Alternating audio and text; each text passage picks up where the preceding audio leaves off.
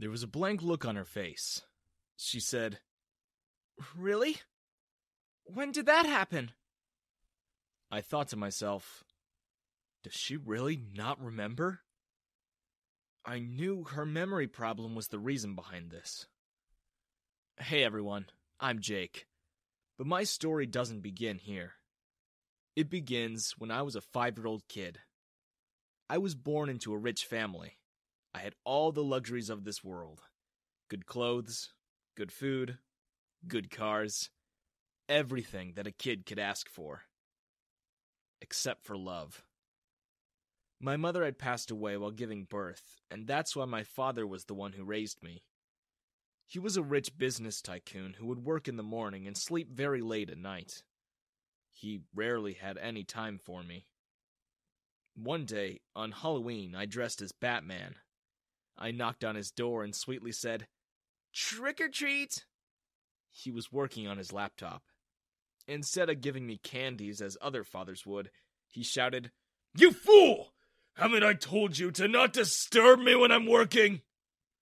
He threw his laptop toward me in a fit of rage. The next morning, I woke up with my butler and a doctor next to me. As for my father, he had already left for London for a business meeting. He didn't care whatever condition I found myself to be in. This incident left a deep scar on me. As I grew up, I started running away from people and relationships. I thought I didn't deserve to be loved. I thought I was always destined to be alone. But this changed on my 16th birthday. That was the day I first saw Candace. I was sitting in a corner in the class and solving Sudoku puzzles. I hadn't told anyone it was my birthday as I didn't want to be the center of attention. Suddenly, an extremely pretty girl walked into the class. The teacher introduced her. "Hello, students. Say hi to Candace. She's from Texas. Her parents have been transferred to California. That's why she'll be a part of our class now." The teacher then asked Candace where she wanted to sit.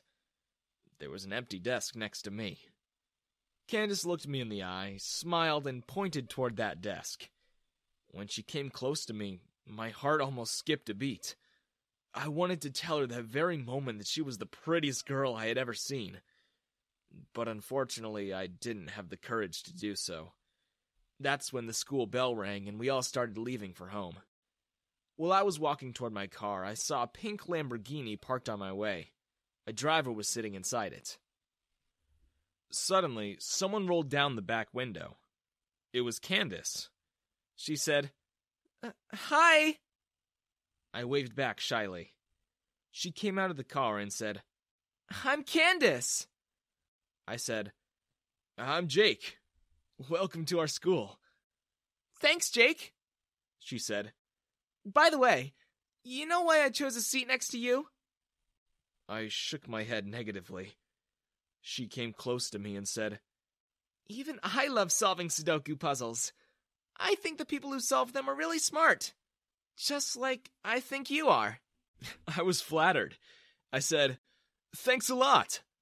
She replied, "You're welcome. And also, happy birthday." I asked her, "How do you know?" She said, "I stalked you on Facebook right after the class." I felt really flattered. Here was perhaps the prettiest girl in my school, and she was stalking me. We quickly exchanged each other's numbers. Before leaving, she said goodbye and gave me a tight hug. After that, her driver fired up the engines of the Lambo and she left. That day, when I reached home, my father looked very anxious. Our butler told me that his business was facing a lot of issues. He had taken a huge loan and was finding it hard to repay. But I didn't care about him and his problems. All I could think about was Candace. This was the first time in my life that I was having feelings for someone. First time I didn't feel like running away from love. At night, I opened my WhatsApp and texted her. "Hi, pretty girl." She was online, but for some reason didn't reply to me. I thought she must be busy, and without thinking too much about it, I fell asleep. The next day, we both reached the school at the same time. She came out of her car. I quickly ran towards her and said, "Hi, pretty girl. I'm still waiting for you to reply to my message." She gave me a blank look and said, "Do I know you, mister?" I was a little taken aback by that reply, but I thought she must be joking. I said, "Of course. I'm the boy you stalked on Facebook. Remember?" "Are you mad?" she replied. "I don't even know you, creep!" She said that and walked away. I was shocked. The girl who was head over heels for me yesterday just called me a creep. That's when I heard a voice behind my back. It was her driver. "Hey, young boy, come here." I went to him. He was smoking a cigarette. "Stay away from that girl," he said. "You will only end up heartbroken." I asked him, "Why do you say that?" He replied, "Candace had an accident when she was 10. Because of that, she suffers from antegrade amnesia. In simple language, it's short-term memory loss. She can't form new memories and forgets everything that happens in an hour. It's like her memory keeps resetting." I couldn't believe what I was hearing. He continued, "Don't blame her. She did like you yesterday, but today she doesn't even remember you." I didn't know how to react to this. After so many years, I had fallen in love, only to realize the other girl is incapable of loving me back. I went back home and read about her condition online. A lot of doctors claim that if the patient met the same person again and again, there was a slight possibility to form new memories and remember that person. I realized I didn't want to give up on Candace. From the next day onwards, I started approaching her every day. Sometimes with balloons, sometimes with chocolates, sometimes with a teddy bear. She would shoo me away every time. But I didn't want to give up. I had decided this is the girl of my dreams, and I will do anything to have her. This kept going on for 3 months. Every time Candace would reject me for some reason or the other. Even when she would talk to me, she would forget what happened in an hour, and I'd have to restart again. One day, when I was going to approach her in the morning, her driver shouted at me, "Don't you understand, young boy? She doesn't remember you! Why are you wasting your time every day?" I stopped that very moment. He was right. Candace and my love story was a lost cause. That's when a sweet voice called my name. "Jake?" I turned around. It was Candace.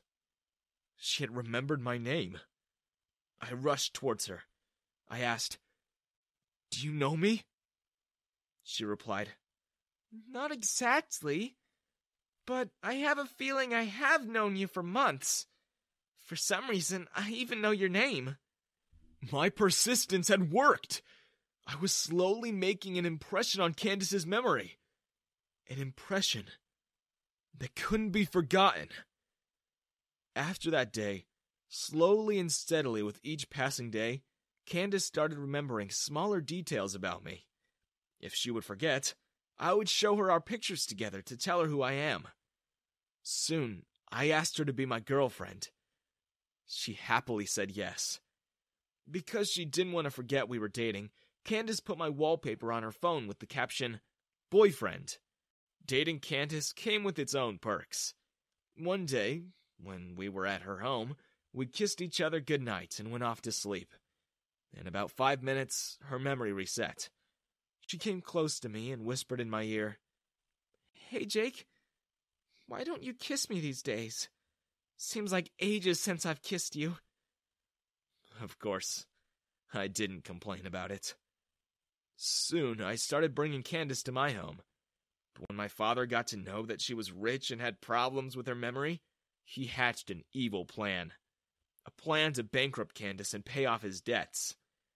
One day, I had to go to Florida to visit my friend. Before leaving, my dad asked for Candace's address. I felt something was fishy, but I gave it to him. While I was gone, my father went to Candace's home. He told her, "Jake is in a lot of trouble. He's been kidnapped. The kidnappers are asking for $1 million. I don't have that kind of money. Can you please help?" Candace got really worried. Being the kind soul she is, she gave my father a briefcase full of $1 million immediately. But my father didn't stop here. He went to Candace again and told her the same story after an hour. As her memory had reset, she gave the money again. He did this for 12 hours and managed to take $12 million from her. When I got back home, I found my father really happy. He was dancing and jumping. He looked at me and said, "Your girlfriend is such a fool. My business is saved because of her stupidity." I didn't know what he was talking about. He told me, "I have paid all my debts. I'm such a happy man today. Such a happy man." That's when police entered our home. They told my father, "Sir, you are under arrest." My father asked, "What have I done?" The police told him, "You have repaid debts in fake currency notes. That is why you are being arrested for forgery and cheating your client." My dad was shocked, but I knew exactly what had happened. When my dad had asked for Candace's address, I had an idea that he had eyes on her money. That's why, before leaving, I hid all of her money inside her Almira and replaced it with fake currency notes. The money Candace gave my dad had no value. The police pushed my dad into their car and took him away. I laughed along with Candace as he kept on begging and crying.